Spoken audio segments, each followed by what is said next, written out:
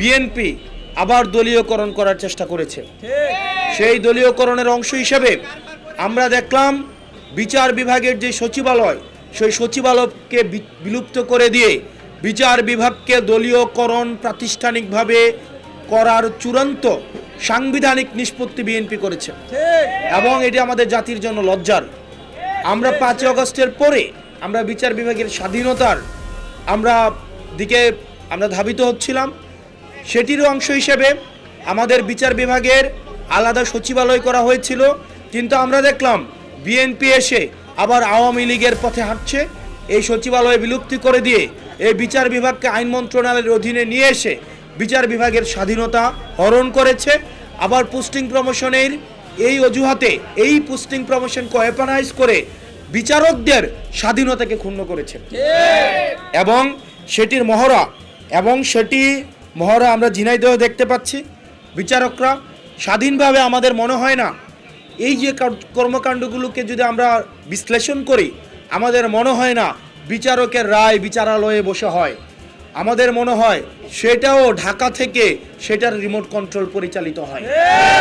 আইনমন্ত্রী যেই ধরনের নির্দেশনা দেয়, আমাদের রাজনৈতিক বিশ্লেষণ বলে সেই ধরনের রায় আবার কোর্ট থেকে সেটাকে আবার প্রেস কনফারেন্সের মতো শুধুমাত্র বিচারকরা স্পোক্সপারসন হিসেবে আইনমন্ত্রী যেমন রায় দেন, লিখে দেন, সেটাকে এই বিচারালয়ে আমরা দেখেছি।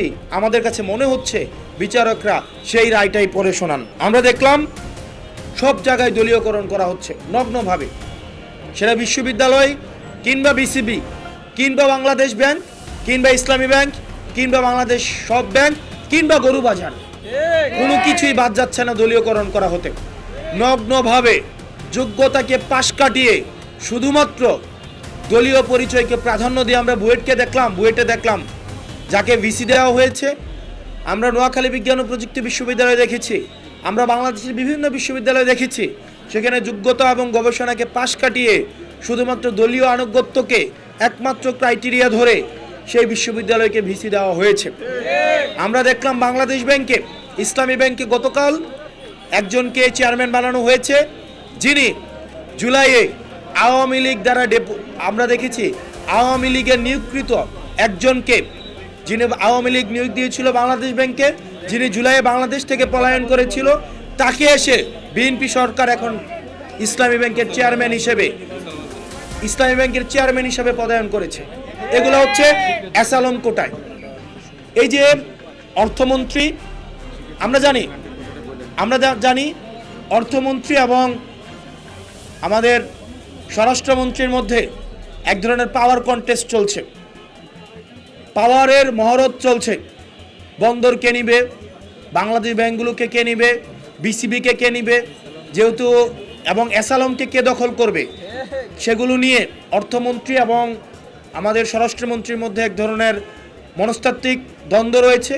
এই দ্বন্দ্বের বলি হচ্ছে এই জুলাই অভ্যুত্থান।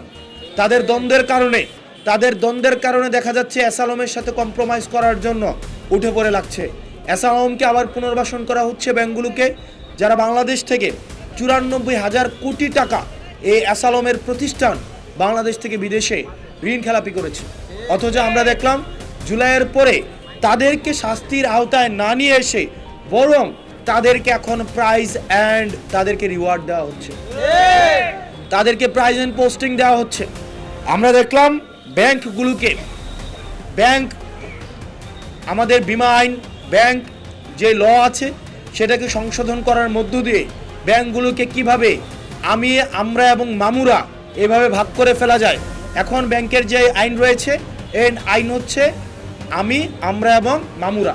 কিছু অ্যাসালম, কিছু স্বরাষ্ট্রমন্ত্রী, কিছু আইনমন্ত্রী, কিছু চিটাগং কোটায়, কিছু কক্সবাজার কোটায় এই ব্যাংকগুলোকে ভাগ করা হচ্ছে, যেটি বাংলাদেশের অগ্রযাত্রাকে থামিয়ে দিবে।